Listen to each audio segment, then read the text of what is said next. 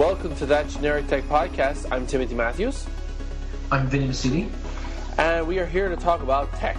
So Windows 8, Windows Phone 7, iPhone, Mac, Linux, Ubuntu, CentOS, Fedora, Android, Chrome, you name it, we got it. We're going to talk about it, if it's interesting. And you know Tim is serious because he's wearing a tie. I am wearing a tie. And I'm dead serious. Dead serious.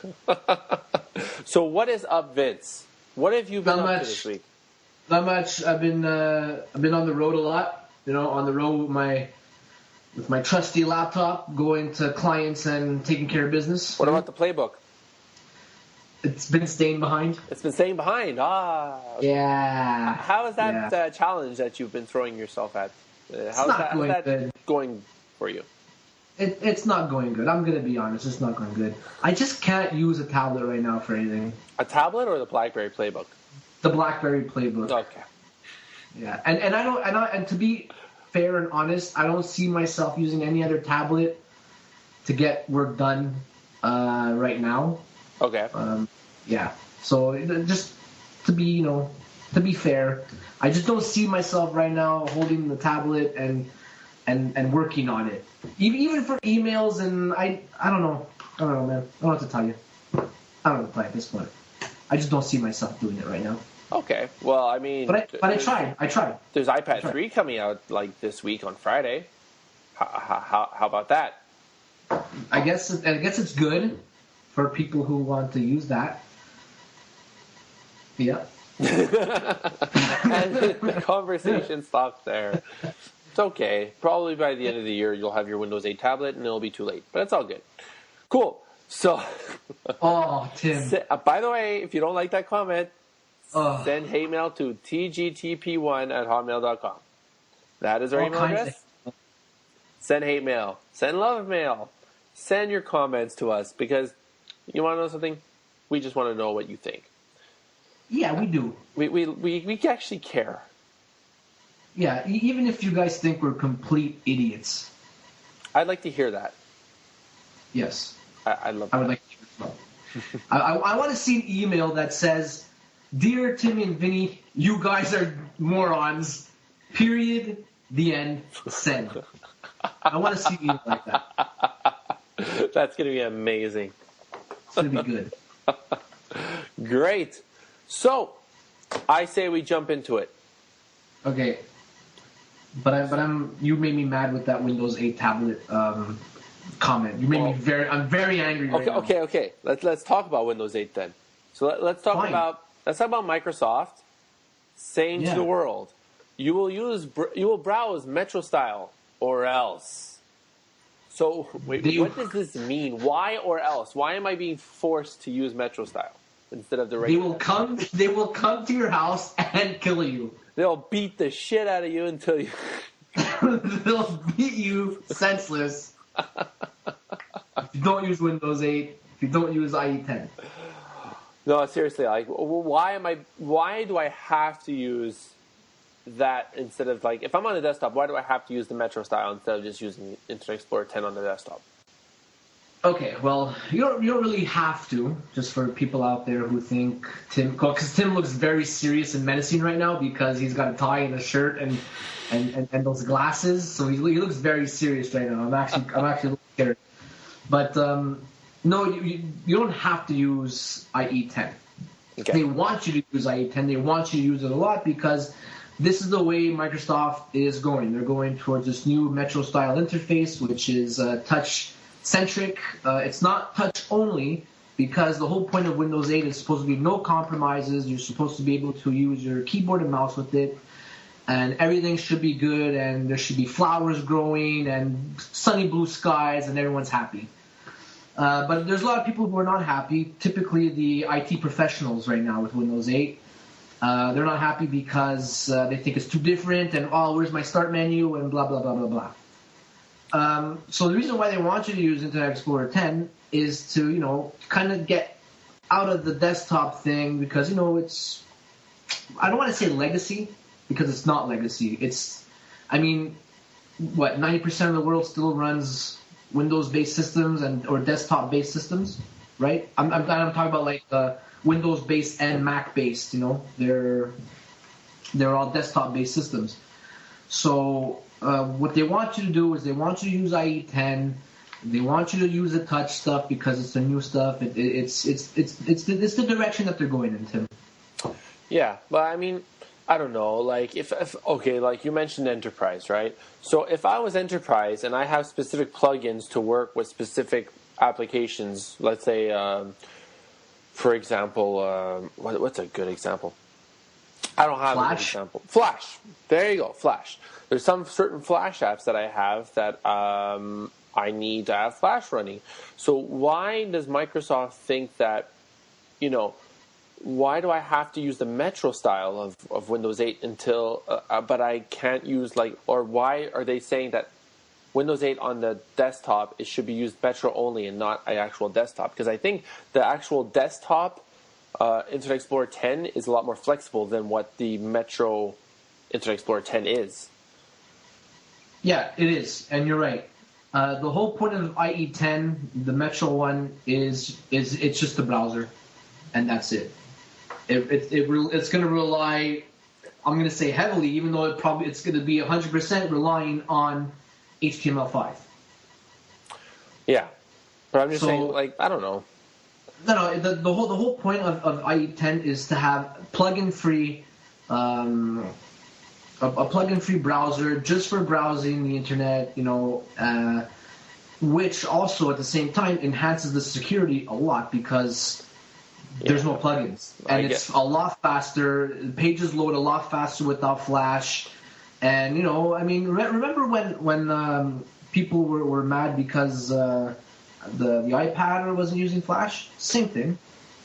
Well, I think that, I don't know, I guess you're comparing what the iPad was, is that it was a new device, it was a mobile device based on a different architecture that was, it didn't have any previous support to it anyway, so why would it add that feature? It would add Flash, for example, that is a CPU hog and that does have known exploits that could eventually mess up the system. Where when it comes to Windows is a system that's been used since the 1990s, and Flash has been supported since 1997, let's say, with Shockwave. And then to just start to iterate versions that don't support Flash, and they're saying this is the way you should browse. It's kind of iffy. Apple's not saying on the Mac you shouldn't use Flash, even though it doesn't come pre-installed anymore, but you can still install it. Yeah, well, that's why they're giving you the option, right? You have the desktop version of IE 9, it's IE 10 on the desktop with Windows 8. Mm-hmm. Then and you can install whatever you want. You can install any kind of plugin you want after, and that's the way they're gonna go. I think it's fine. I mean, let's say I'm working and I need let's say to use LogMeIn or something. Mm-hmm. I'll use the desktop version, and when I'm just browsing, I just want to read a couple articles on the web, I'll use IE 10 on the Metro style. I guess you're right. You're right. Yeah. So I guess that goes into play with the next article that we want to talk about, is that Microsoft details Internet Explorer 10 security and feature improvements in Windows 8, which probably is due to not running plugins, but also using the sandboxing feature that they're starting to isolate websites, which I find is very, very, very important nowadays, because you want to have isolation for websites so they don't access the actual system. Yep. No, they're. I mean, let's face it. Microsoft has been battling these kinds of threats for ages now. Yeah. They're the most popular OS, and there's all kinds of people out there, malware writers who are still attacking Windows. But Windows has become so secure. The actual operating system itself, with Windows 7, becomes so secure that they don't attack Windows directly anymore. They try to go through the third-party plugins. So with the IE 10, they're trying to get away from that. But at the same time, Let's not get carried away here. Windows is not so secure. No, well, that's why they have updates every Tuesday, right? That's exactly it. Yeah. I'm just saying, like, let's But put it out there. It's not the most secure platform you can get. It's not so secure. It's like no, but it's easier now for malware writers to go through third-party apps than it is to come through the OS itself. right until you have like something like the shell vulnerability that happened like a few months ago. Exactly. But you know that's the whole reason why just do your updates and you'll be fine. Yeah. But the whole point of IE10 is to have like a really, really safe way of browsing the internet with no plugins and try to minimize the number of exploits. You know what I like about what they did with Windows 8 with Internet Explorer 10 is that you can pin websites to the start screen, which is cool. Yes. Which is it's a throwback to mobile phones where you can pin a shortcut of a web page to the home screen, so it looks like an app. Well, you can do that with Windows 7, right? You can? IE9, Windows 7, when you're on a website, all you got to do is pretty much drag the little, when you have your URL, there's a little picture right next to it. Mm-hmm. You just got to drag that down to your taskbar, and it becomes like a little app. Ah, that's cool. Okay. Yeah. So I mean, those are things that are cool, and it's good that they're trying to update and trying to stay with the times. They got no choice. They have to. Everybody has to. Yeah, they have to. Otherwise, it's just things won't work. Otherwise, they'll just get out of the way. Exactly. Yeah. So I mean, you can't be a tech company and not evolve, or otherwise you'll be exactly. Exactly. You gotta keep moving. That's why I don't agree with a lot of the power users out there who are scared of change. You can't be scared of change. You have to go with change. You have to adapt to whatever the market is. Like now, there's a lot of consumerization of IT, right? A lot of people are bringing in their iPads or their MacBook Pros, and us as IT people, we can't say no. You're not allowed to do that. We have to adapt and work our network or work our environment to how can I put it? We want to try to make everything play nice with each other. So I'm glad that you brought up with consumerization of IT. So consumerization of IT is pretty much get a little background history is that IT in a company usually meant that IT would provide you, the worker, a laptop or a desktop computer with either a phone that would be managed by the network, and you're not allowed to bring in things from the outside to the network. It would not be allowed. So the IT would, have complete control of what they support, and they know what they're supporting, and they know the bugs, and they'd be a lot more effective. But now we're in an age of people very more engaged in technology than they were, let's say, 4 years ago, where they want to bring in their iPhones because they have an iPhone now and they can do so much more things than their BlackBerry that they got from work. They want to bring it and they want to use it. And same with the iPad and same with their laptops too. So what do you think about consumerization of IT, Vince? Is this a good thing or is this a bad thing? Because it's also leading to other people. It's also leading to Windows 8 as a product of that. Yeah, I'm on the fence about it, to be honest with you. Okay. There's things that I like about it. I like how people are more engaged with technology. I like that people are using technology to their advantage. I like that. It's a good thing. But then, in the end, it poses kind of like a threat, or how can I say it might make our jobs easier. At the same time, it might make our jobs harder because we have to support things that we might not be very comfortable of supporting. Right. What if somebody comes into my network, plugs in a MacBook, and then let's just say something happens to their laptop, and is it going to be my responsibility after? Right. Or do I have to support the Mac? Or you know what I'm trying to say? How I see it is that companies should have 100% control of other technical devices. And we need these to be manageable on our end.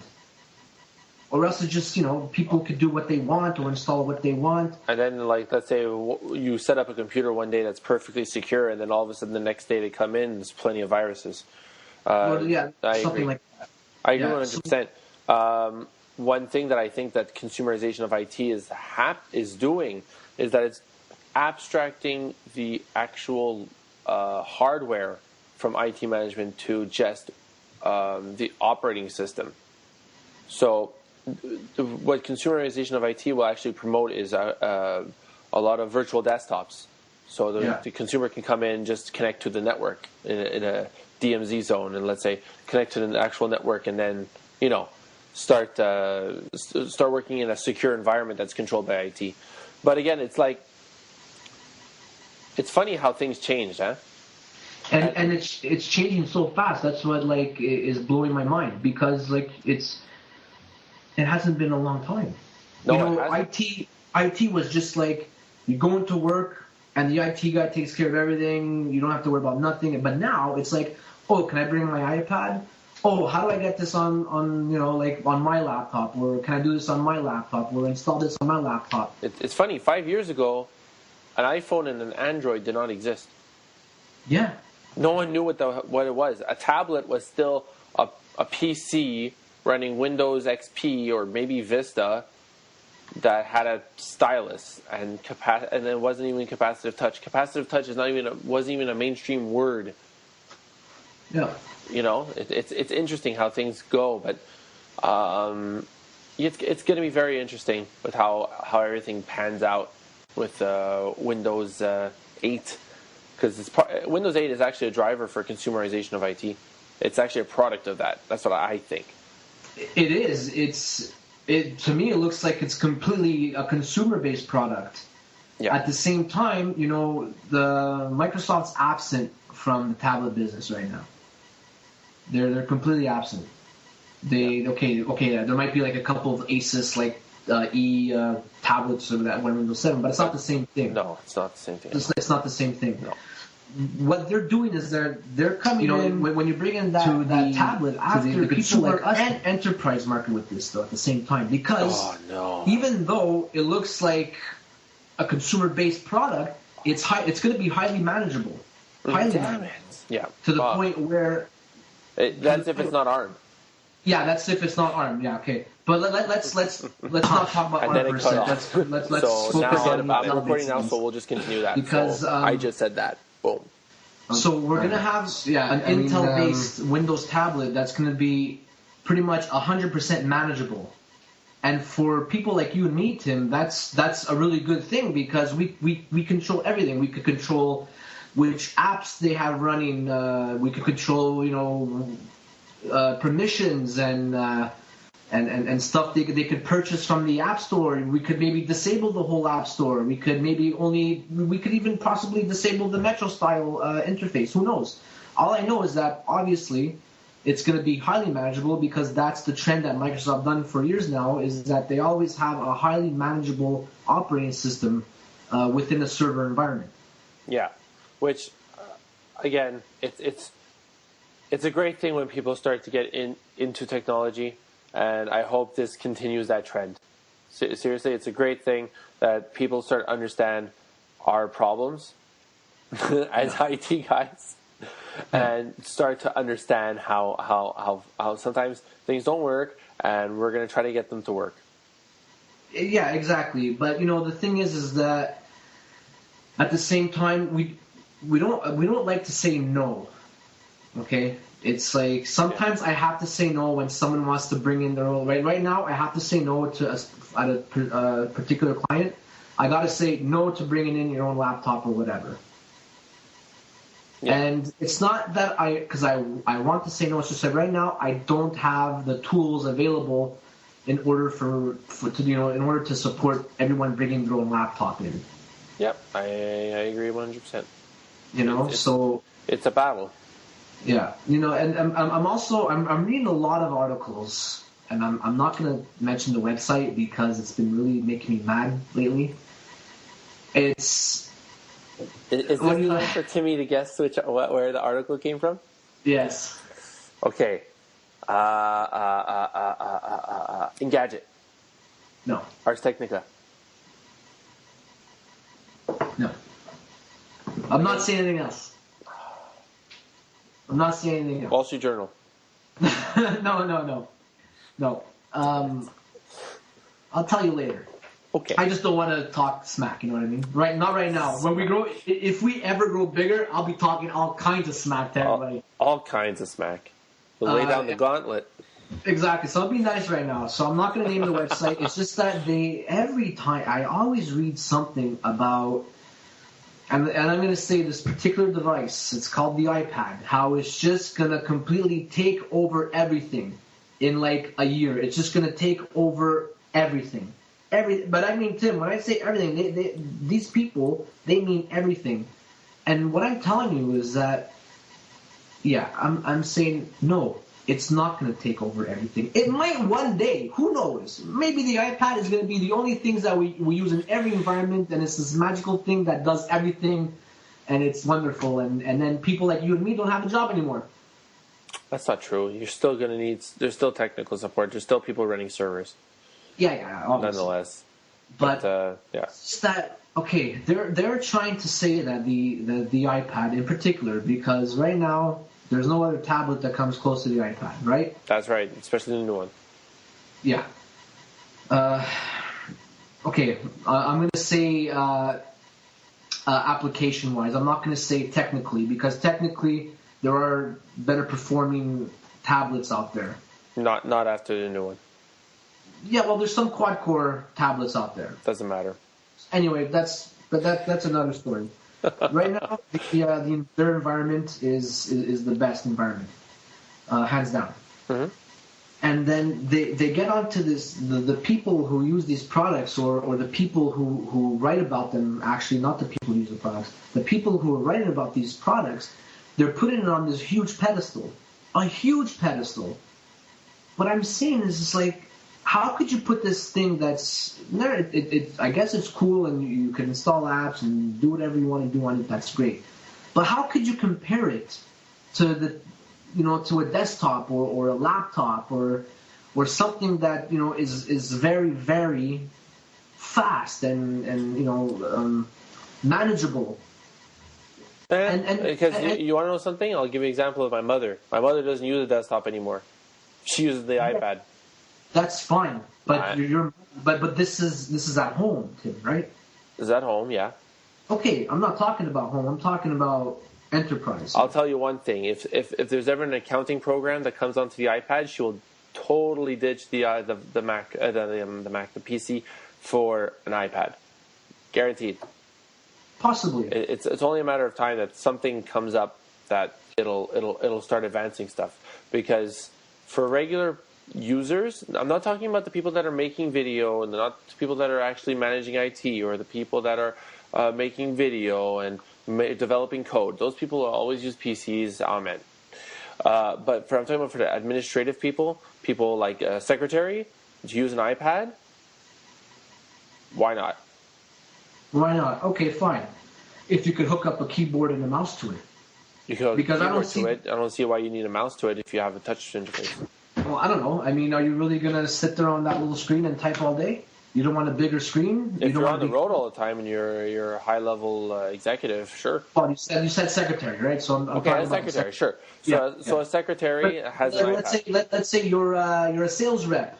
Yeah. And that's good. You bring that thing, and then you could touch and show your clients what. That's cool. That's fine. All I'm saying is that they think that it's going to take over every aspect of work. It is the way they letter these articles lately. It's just that toss servers out the window, toss desktops out the window. Yeah, I don't see toss servers out the window. But this is the way they're typing these things, Tim. This is the way they're making it seem. Where I'm really interested to see where is this coming from. You are. I could see you there. Very interested. So I want to know. So I'm reading these articles, and I just think they're putting the iPad on too much of a pedestal. I mean, okay, it's a great product, but I just like relax, bring it down a couple notches. I don't think it's going to be taking over the world right now. There's always going to be good competition out there, and they're just making it seem like that's it. It's over, iPad, and that's it. Because you want to know why? If I was in a management position, I can totally see myself replacing my desktop from an iPad. I can see myself, honestly. In what type of manager are you? If you're, for example, someone that's managing a team, and that's what your job is, so you do performance stats, you do whatever, you have the tools are already there to use an iPad to generate reports, to write emails, to organize calendars and stuff like that, so that you can organize your team. I can see that happening. For me, when I use my laptop, it's mostly for technical work. Mm-hmm. It's not really for managing stuff. Like for me, when I write notes on the iPad.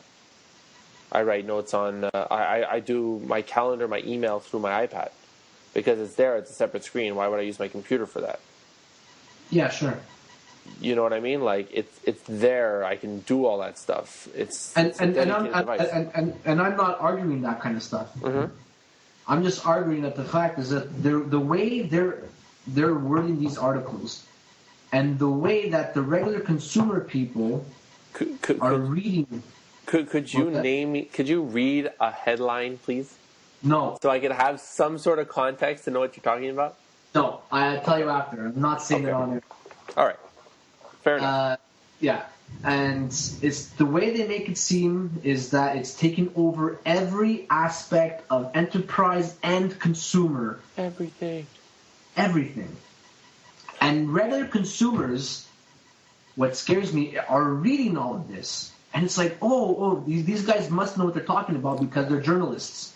Whatever. I don't think so. No, but they're not journalists anyway. That's my. I think there are a lot of. What's a journalist nowadays? It's like whatever. Yeah, you're right.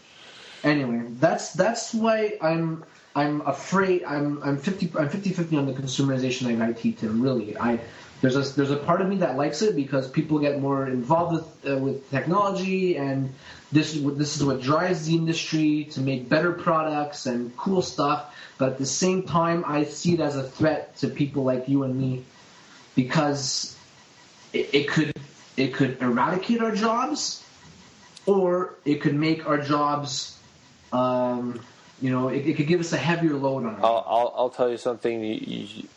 Not because I'm in the field, but I'm just saying, like, IT will not get eradicated because there's always people who have problems with technology that needs things to be solved in order for them to work.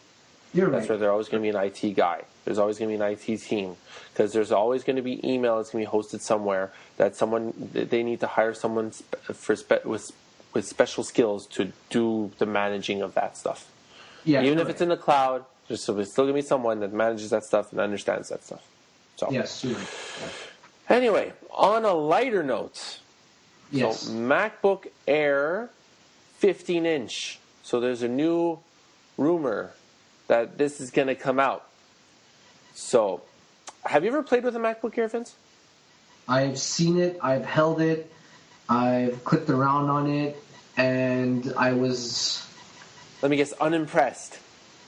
No, it's cool. No, it's great if you want to like move around and It's an Ultrabook. They're Ultrabooks. They're highly mobile devices. The MacBook Air came out before Ultrabook came out. But anyway, yes, but even at that. Oh God, no, I can't. Who made the motherboard in order for these Ultrabooks to be possible? I don't know if Apple makes their own motherboards. They don't. It's Intel. Not Intel. It's Intel. Intel does not make Apple's motherboards. Intel makes Apple's chipset, maybe, but not. The motherboard is Intel. Okay, I'm gonna have to look into that because I really doubt it. Because I've never seen another motherboard like an Apple motherboard. The MacBook Air was the motherboard was a collaboration with Intel and Apple. Okay. All right. Fair enough. But even at that, right now they're thinking about making a 15-inch MacBook Air, which would come out apparently next week. Apparently from Electric Pig, which is which is a key player in MacBook docking solutions. Nice. So they're saying that it's supposed to come out very soon. And here it says, hold on a minute, let me get the actual quote here. Which currently comes in two sizes. Yeah, so that's it. So they're just talking about like another 15-inch, which I think would be great. Yeah, it's going to be nice to see Ultrabook style laptops that come in bigger screens than, you know. I think what the biggest right now is the 13-inch by Dell. I think the XPS 13. Sure. I think it is. But even at that, the MacBook Air, it is the thinnest and the best thin Ultrabook laptop that you can get. It's I've played with them, and honestly, I got my MacBook Air before they sorry, I didn't get my MacBook Air. I got my MacBook Pro before they refreshed the MacBook Airs to what they are now. And I'm kind of regretting that because the MacBook Air is seriously just very, very, very awesome. It just in terms of the form factor is so thin that it can rival the iPad. And it's like if you have a 15-inch version of that, you can see a lot of people going into that solution than just getting a MacBook Pro. I think the MacBook, my personal opinion, I think the MacBook Pro is going to disappear. And it's just going to be I think it's just going to be the Air after. They're going to call it the MacBook Pro. It's just going to be because I think laptops in general just go in that direction anyway. They're just going to become smaller and smaller and smaller. We don't need DVDs anymore, physical media. We need USB ports and Thunderbird ports. But I just think that's the general way everything's going to go. Everything's going to become lighter, thinner, and faster. I mean, the first MacBook Air that came out was crap. Well, it was overexpensive for nothing. It was overexpensive. It was crap. It was slow. Way too expensive. But that was the first one that came out, and whatever. That's usually the case when, a 1.0 version of a product comes out. Okay. It's usually crap. Yeah, but it's just I don't know because at the time it was like whoa, cool, and then after it's like then it's like that actually is pretty crappy. It's just I don't know, like I'm kind of torn because with my MacBook Pro, what I could do is just open it up, add more RAM, and add more add an SSD, and voila, I have an awesome laptop. That's true. MacBook too. Air, you can't. You can't add the RAM because the RAM is soldered on. You could change the SSD, but it's basically by PCI Express, so it's not an actual SSD. It's not a standard SSD. So again, it's things that. But you know what? Know something? It's going to be very interesting because some people are complaining. It's like, I need a 15-inch, and to be honest with you, if you get a 17-inch, that's way too big. 15 inches is like probably the biggest you can get for a laptop. I honestly think.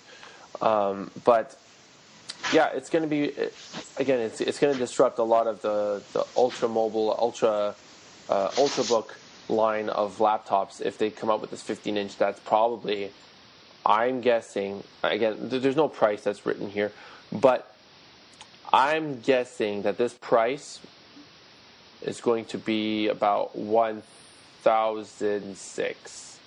I hear this is my Lenovo Edge, and it's a 12.5. Yeah. Why I bought it? It's a 12.5 inch screen. Why I bought it is because it's ultra thin. It's not in the category of an ultrabook, but I mean, look at it. You know what I mean? Yeah. It's thin enough. Thin. Only thing is that a 12.5 inch screen is pretty small. And it's, the only reason why I bought it is because it's highly mobile and I don't want to have to clunk around a big, a really heavy laptop in my bag. I agree. And it's an i7, it's got 4 gigs of RAM, and it flies. It flies. Cool. So, it gets the job done. And yeah, I mean, now Ultrabooks are so thin and light that, I mean, so you barely feel like you have a laptop in your bag. Yeah, that's crazy. Cool. It's cool, and it's crazy expensive. It's a crazy time. It's crazy expensive, yeah. It's a crazy time. There's all kinds of form factors now: laptops, Ultrabooks, tablets, phones, and wow, there's so much more to learn. There's so many more solutions out there for companies and clients and consumers. It's crazy. It's just going to be always expanding, and it's going to be interesting. And we'll see how it goes. Cool. So we've talked a lot already. I would like to run down a few more stories. So sure. First things first. Apple falls to 54.7% of tablet market share in fourth quarter of 2011, following the Kindle Fire launch, says IDC. You know what I say about that? They were waiting for the iPad 3? I just say analysts suck. Yeah. That's the analyst bullcrap, blah, blah, blah, saying random stuff, yada, yada, yada. And I could be wrong, but you want to know something? IDC, whatever. You know what? Amazon doesn't actually give actual results, so I don't know where they get these numbers from. Like, we never got an actual sales number of how many Kindles they've ever sold. Yeah. So, you know what? Cool. Okay, whatever. Cool. Have fun with that number. Yeah, I'm totally dismissing it. Yeah, I don't know what to think about that. It was an interesting article. I saw it. I wanted to get your say on it. Yeah, that's it. And honestly, if Amazon, if you really want to like spread fire, pun, just actually release how many you actually sold and stop like hiding behind it, saying, "Oh, it's the best launch ever," and we're not going to tell you how much we sold. Whatever. Yeah. Yeah. Okay. Cool. Other thing, HTC confirms a slew of ice cream sandwich updates, which is finally, Android phones are going to 4.0. It's amazing how this stuff happens. Like it doesn't. Android is just notorious for not updating. Yeah. It's amazing. What do you think about that? I think it's good that they're whoever owns an HTC Android phone is getting the update. But the same thing, that's what's keeping me from buying an Android phone.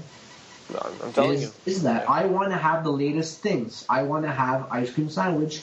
What if I don't want a Galaxy Nexus? What if I don't want one? Yeah, you're kind of on the fence. I'm on the fence. I'm big time on the fence. And I don't want to go to the dark side. The dark side? Oh, BlackBerry? No. Oh, iPhone. Yeah, I don't want to go to the dark side. The only thing I like the way Android looks. I like the way it looks. You like the way it looks? Yeah, I like the way it looks. I like the way it feels and whatever. But what's stopping me is the updates. I want to have the latest thing, the latest updates. I want to have the latest stuff. And if I have to like play Russian roulette with a phone, it's not fun. Know what I mean? No, I know what exactly. If I don't want the Nexus? Well, what if I don't want it? What if I want an HTC phone? I'll tell you a story. I have a HTC phone. It's the Desire HD in Canada. That's not getting updated to 4.0. Okay. And I bought it March last year. Awesome, eh? Yeah. It's fantastic. Brand new spanking phone, 4-point-something inch screen. Great, blah, blah, blah. I even had to jailbreak it I had to root it in order to get Gingerbread on it. It's like, yay. It's like, seriously? It's a phone. Just update my damn phone. You know, like, anyway, whatever. I know. Fun stuff. Fun stuff. But that's good for HTC Android owners. But wait, does that mean that you're going to get the update for that phone then? No, I'm not, because it doesn't list it. It lists and this is the US devices, so it could vary in other areas.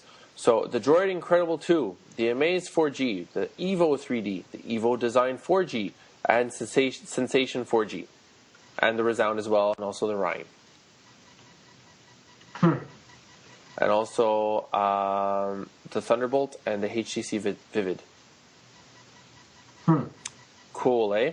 Just whatever. It just ticks me off all the time to hear that. But you know what does not tick me off and actually makes me pretty happy? What? Is the Nokia Lumia 900 rumor for release on April 8th at AT&T. Yay! That's amazing. And also, I just want to add another thing for the Canadian viewers. I saw a TELUS ad that had the Nokia Lumia 900. So that means it's got to be soon if they're advertising it. You saw it? Yeah. Where? On a TELUS ad. I was watching the Habs lose. Really? And I saw it on a TELUS ad, and I'm like, You really? were watching the Habs lose. Yeah. Our hockey team, the Montreal Canadiens, get better. But no, like, I don't know. It's a good phone. I hope this really sells. And if I wasn't in a contract, I would get that phone. Yeah, It's $99, no? That might be the next phone I get. It's $99, no? I think so. But who knows the price we're going to get. Probably $109 because we're Canadians. And we pay more for no reason. Yeah, exactly. Whatever. Cool. Yay. Yay. Did you roll up your rim? I lost. See that now. This is a tradition we're starting with this podcast. Is that the Vinny has to have Tim Hortons right here? I got the thingy. Yeah. He has to drink Tim Hortons during the podcast. Yeah. And he has to roll up the rim. Because that's what we have in Canada. That's what we have. We were proud of that. Roll up the rim. We roll up the rim of the coffee, and we see if we won either like a car or a free coffee or something like that. And right now, I see that he lost. Play again. Play again, please. That's great. Oh well. Next time. Next time, Vince. Next time. Next time we'll win the Honda. No, I mean the Toyota Camry. The Toyota Camry. Oh yeah. And last but not least, HP's 3-year plan for Palm cut short by Leo Apotheker, says former CTO. I'm disappointed. Okay, can I just say how stupid Leo Apotheker is? How can you screw up a company that's number one in PC manufacturing and just acquired Palm, which is Palm wasn't in a good position, but it could have been something great.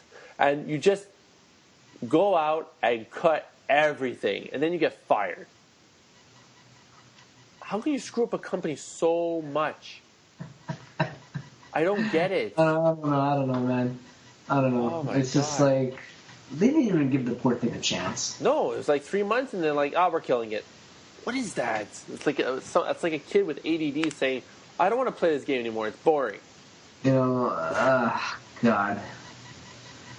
I don't know. Anyway, I put that there because it really made me mad. Oh, it makes me mad too.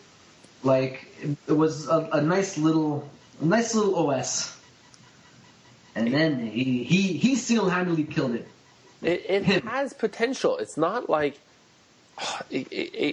seriously. If they just innovated a bit more with it, they could have made it something even more interesting. Because they already had a sort of a style going on with it, and it just needed to get that like innovation hump where it has an edge on like some other stuff, right?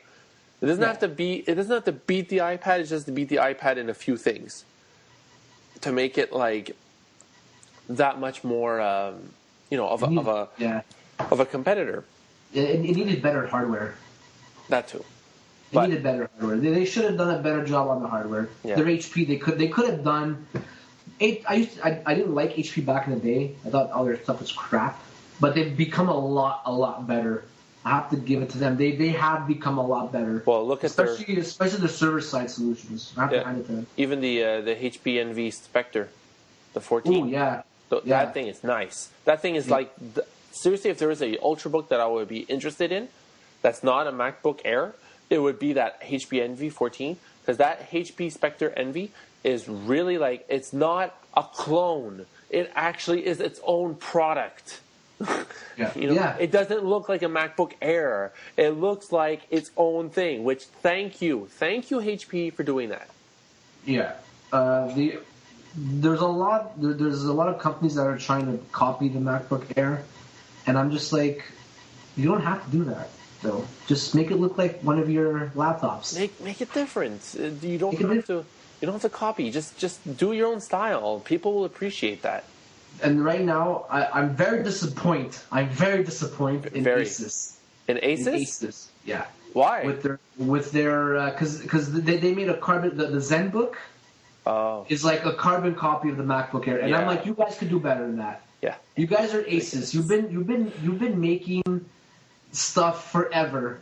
You guys make motherboards, like the best motherboards. Like you guys are good at doing stuff. That's true. They do. You don't have to do very that. good motherboards. Right now, there's 3 companies that are making, and you're going to be surprised by, well, probably not one, but the Dell XPS is its own. It's not a clone at all. It's a Dell too. It's a Dell, whatever. And desktop side, I don't know. I'm not a fan of Dell. I'm not a fan of Dell desktops. I'm just saying that their XPS, their what's it called, Ultrabook. Yeah, is that like XPS 13 or something? Is its own thing. Like they did their own thing on it. Great. HP2 with the Envy, and Lenovo does their own thing on the Ultrabook thing too. Yeah, it's, you know what? The more you design something that's interesting and different, the more people will be attracted to it. Not just everything looks like a MacBook Air. So if everything looks like a MacBook Air, why don't you just get a MacBook Air? Yeah, you know what I mean? Unless you just really wanted to run Windows. Then you just install Windows on MacBook Air. Anyway, that's another argument. Apparently, it doesn't work that good though. Yes, it works fine. It works fine. But no, like not on Parallels or anything. Like, no, like native. Yeah, I know. Apparently, it doesn't work as good as actually installing it on. Oh no, it does. Oh yeah, but anyway, I read that it did it. So go screw yourself, Tim.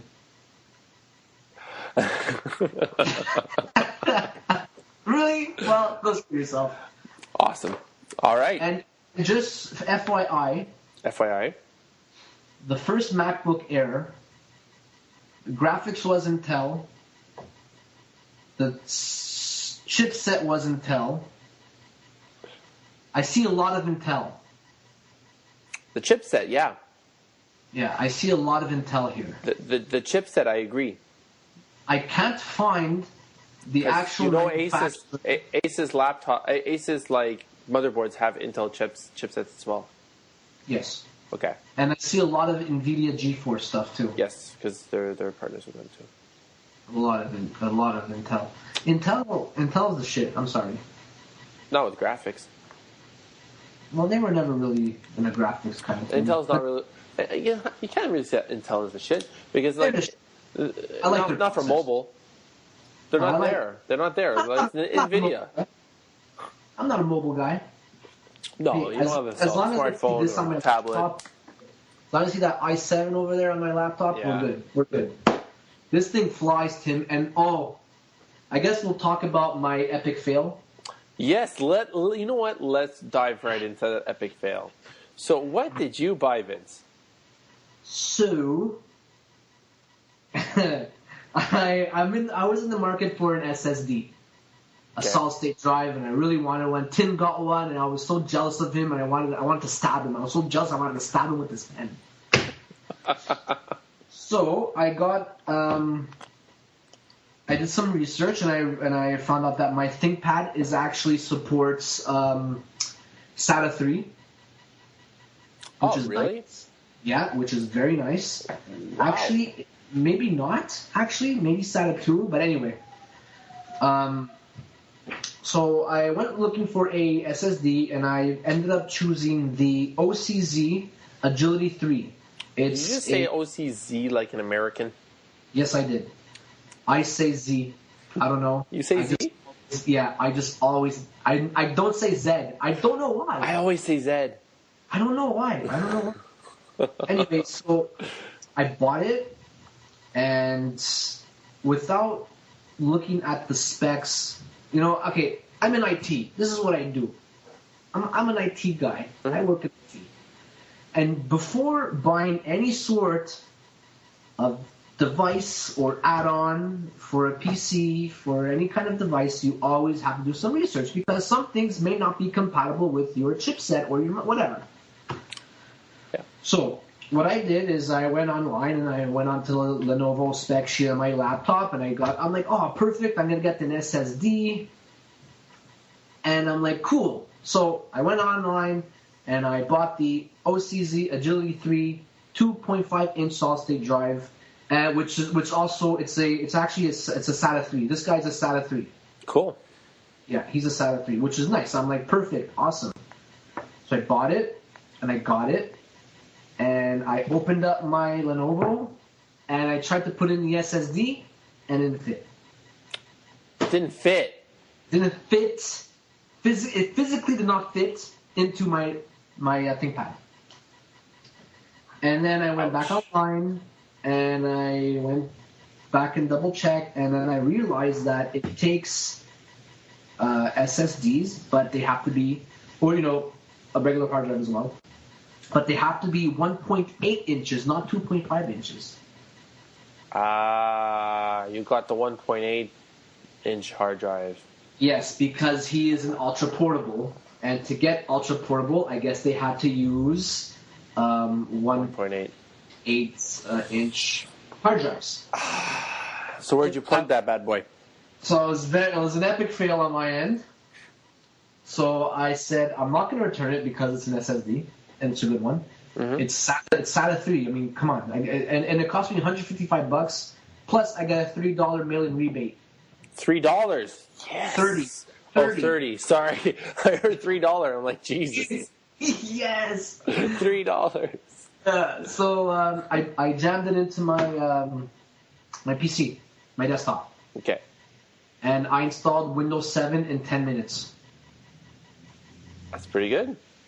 Yeah. And now you've gone SSD. Will you ever go back? Will never go back for my operating system right now. I will never go back to a hard drive. No, never. You will never. It is go back. So fast. Yep. I could open like 20 applications in a row, and it'll just like bang, done, no problem. Amazing, yeah. It's amazing. It's truly it's life changing, Tim. All I gotta say is welcome to the club. I did that for my MacBook Pro, and it was just like, wow, I'm so much more productive now. Crazy, but I'm really pissed because on my ThinkPad I have an i7, and on my desktop, you're gonna laugh, but it's a dual core at 3 gigahertz. So it's a dual core at 3 gigahertz. It just goes to show you that the slowest part of the computer now is just the hard drive. It's not the CPU or the RAM. No. It's amazing, yeah? It's the hard drive, and like it's crazy. My computer now is like, it was fast before, but now it's just like, holy cow. Like, how could you ever want to go back to a hard drive? Never. I'd kill myself. It's crazy. Even reading and writing, like if you're copying a file from let's say a 7200 RPM hard drive, it's still like a million times faster. It's crazy. It's nuts. Yeah, it's amazing. I'll never go back to a regular hard drive ever. I spoiled myself. I did it, and now I'm screwed to pay more money. Yeah, and I my next step, I really want to get one for my laptop. I really want to get one for my laptop. Yeah. Because right now my laptop is Lightning. It's very fast. But I'm imagining it in it. Light speed. Yeah, exactly. Like I'm like, holy, it's gonna rock. So that's my epic fail, but I'm very happy because it's like, wow. And I also got a 27-inch Samsung LED with 2 millisecond response time. 2 milliseconds is good. 2 milliseconds is fantastic. And I don't know how I had anything smaller. Like, my old screen is a 21.5 or something, or 22. And, like, wow. And it's 1080p. It's nice. That's cool. And, yeah, so I spoiled myself a lot. Even though the screen only cost me $80 because I had those nice Future Shop gift certificates, I spoiled myself. That's good. I spoiled myself. That's awesome. But, yeah, that was my epic fail. /win. For my laptop, /win. Epic fail /win. There you go. And if you don't have an SSD, go buy one. That is your want. That is your want. The person who's listening right now, that's your want. You want to go get an SSD. Yeah, you'll never solid state drive.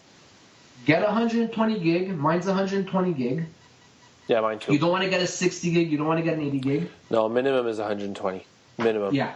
Go out and get 120 gig. OCZ is good. Intel is good, but they're crazy expensive. Intel is enterprise stuff. Yeah, but you know, it's meant tell for me you don't want one. Tell me you don't want one. Of course. Also, I would like a whole SAN to myself too, but it's not realistic. Yeah. OCZ is very, very good. I find OCZ is it's a good make, and everything's good. Also, Vince, have you enabled trim support? Yes, I have. There you go. That's an important thing too. For all you geeks out there using an SSD, enable trim support on your SSD. Otherwise, it'll go slow. Yeah, you want to enable trim. Because it trims the fat, per se. Huh? I like that. Not really. That was good. That was yeah. good. It's what okay, I can get into more technical details, but just check out my blog, microitblog.com, and I have an article about that. If you want to get, we'll put it in the show notes. We'll put it in the show notes. We'll put it in the show notes. It shows how to do it on Mac OS X, but you can also explains why you would need trim support and why SSDs slow down after it's been used for a while.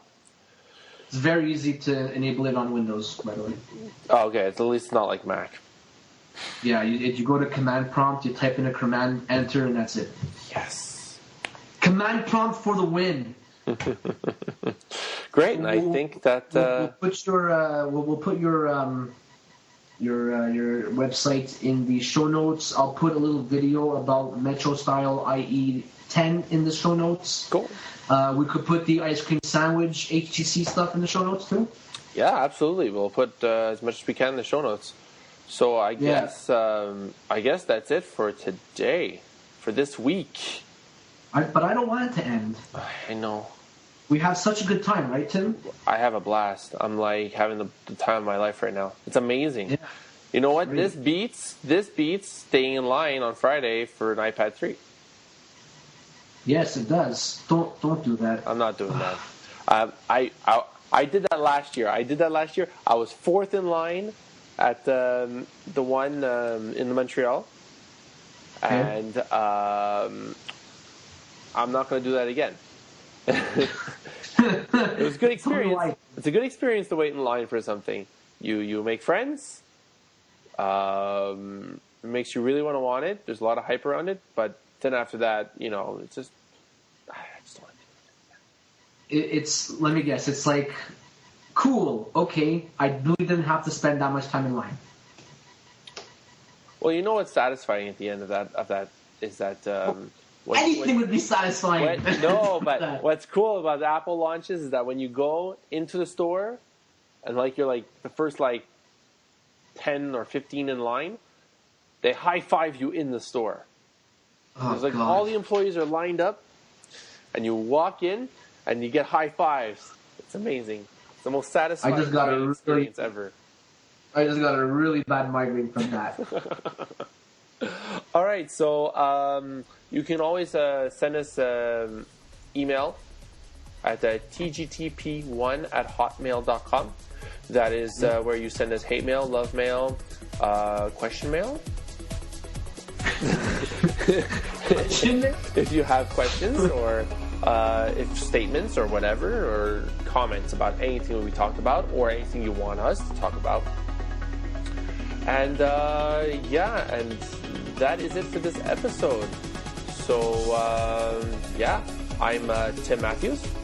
I'm Vinny Lasiti. All right, and we'll take it easy. Episode 6 in the bag. In the bag. Woo-hoo.